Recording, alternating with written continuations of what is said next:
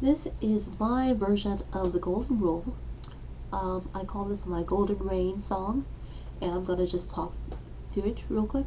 Be kind, try not to harm anyone, let other people be free like the sun. If I treat other people the way I wish they would treat me, I respect my connections to life, which are a part of me. I should be kind. And I am aware that there's a typo, and I probably will go and change it. I just, actually by reading, I suddenly became aware that there was a typo. And I kind of think it's great that I wrote that I am not a perfect being of light and knowledge or reasoning, so I do miss things like that typo. And I started this as a way of communicating and asking questions with people I know, friends and family. And I was wondering, about the whole idea of what soul food was, and I was asking for people that share their feedback or their recipes.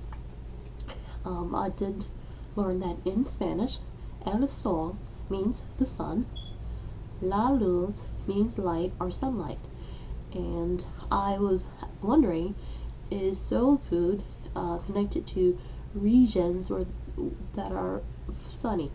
Food that is connected with areas and regions that has lots of sun.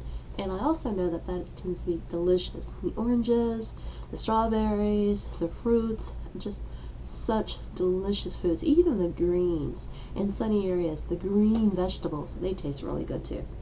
So that was my idea when I was, with friends and family and feeling pretty positive.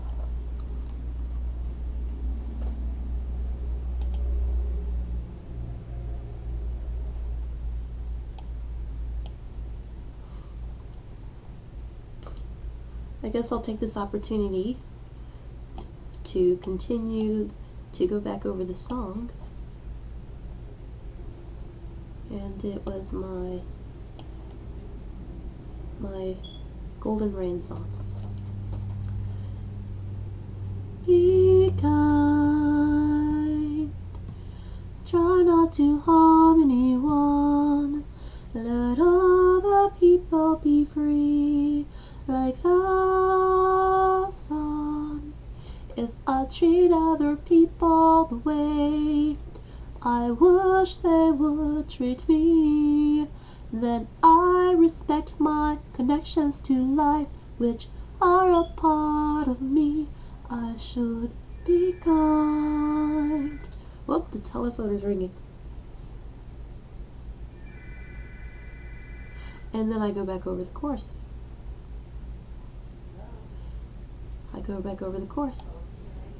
I should be kind, try not to harm anyone, let other people be free, like the sun. And that is my version of the Golden Rain song, the song that I was inspired by my muses, and maybe feel free to share my positive song, hopefully, with good advice, hopefully.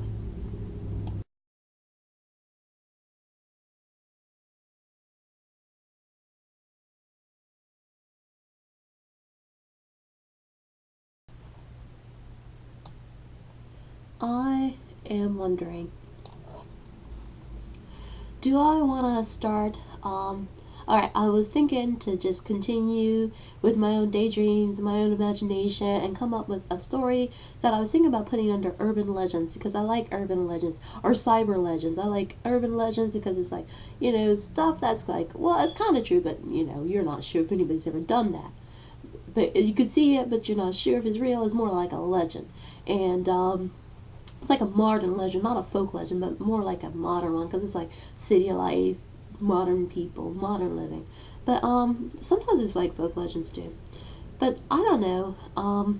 Cyber legends are cool too, because I don't know. There's a particular space that's different from any other space. So basically, I was thinking, should I continue daydreaming, imagining? Should I I don't know, I just want to make sure. Sometimes I make sure that I'm just not floating off. I was thinking, should I continue daydreaming? Should I continue imagining, creating stories, or should I try to stay positive and try to stay balanced, meaning, grounded in truth, put some truth or some kind of clear perception in, so that I don't totally drift off. So that's what I was currently thinking. I had a story idea. I want to go over it. I think I'm going to work under urban legends or cyber legends, but that's my current story idea. I did go over the golden rule, because to me that's always good to remind myself of. It's like, seeing something warm and positive every day is really good for people. I wonder who came up with that idea, saying something warm, golden, positive every single day. That's probably a good idea. So if I can start off, I don't know, my day with something positive, that might make sense. That might overall kind of help balance out my tendency to wander, roam, be negative, or stay in the dark sometimes. So I think that's a good idea. Or dream, though, because sometimes when you're in the dark, you dream. I think that sounds pretty like a good idea.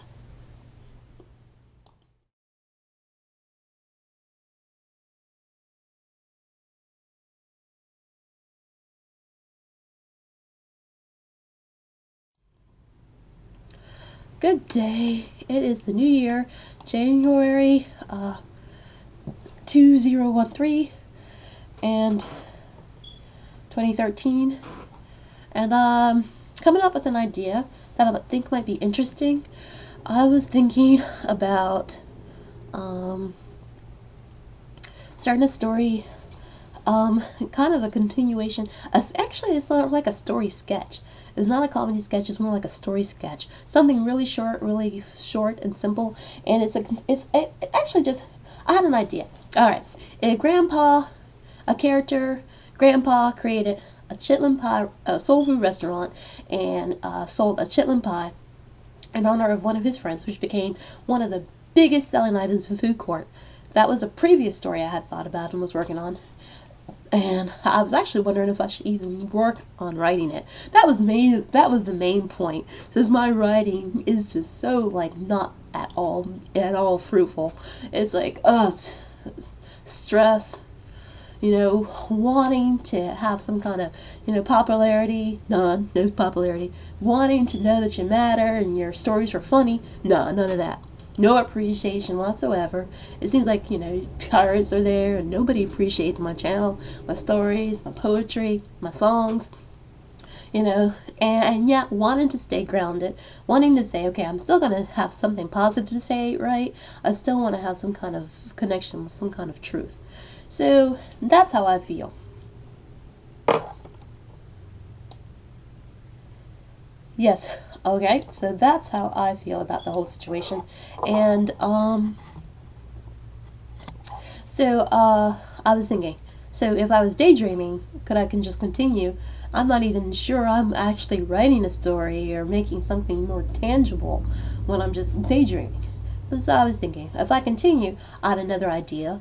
A manager at the Ilda soul food restaurant, and that this would be the manager that replaces Grandpa, and this is a mean manager who kind of, I imagine, would have blue-gray hair and would be a kind of dark manager at the Ilda restaurant, and kind of a nasty attitude, just really mean. Where Grandpa would be kind of nice and warm, Ilda would be really, really mean, a real mean manager, but running things with a cast iron,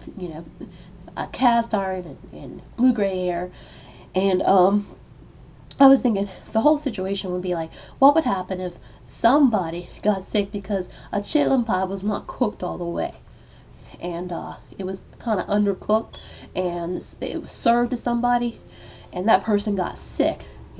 They were new to the soul food experience. They tried ethnic foods. They took a dare, like a Fear Factor dare, and got sick because the chitlin pie wasn't all the way cooked. And what would happen?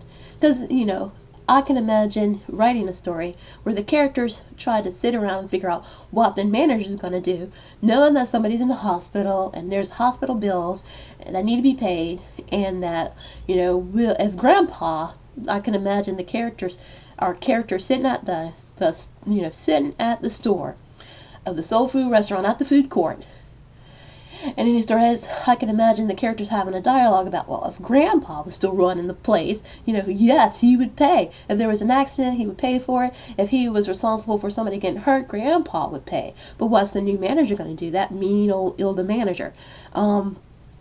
And the whole story being kind of around what's going to happen. Will the mean manager actually take some kind of responsibility and pay for any kind of damages a customer might have gotten by eating at the soul food restaurant? I mean, what would occur in the story, how the story gets handled, and how people who are interested in eating there, and what actually occurs if problems occur, how this whole thing would get handled.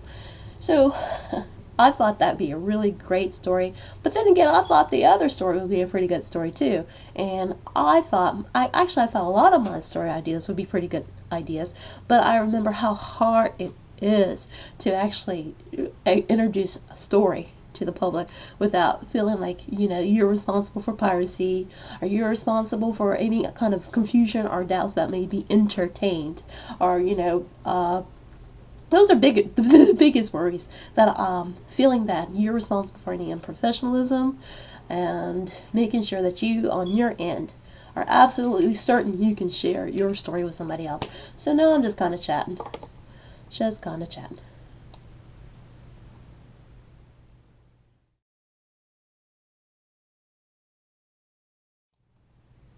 This is, to me, part of my the whole reality TV experience, that broadcast for free, and to me, the reality of looking for subscribers, getting some kind of credit, making sure what I can contribute comes from me and is able to be contributed.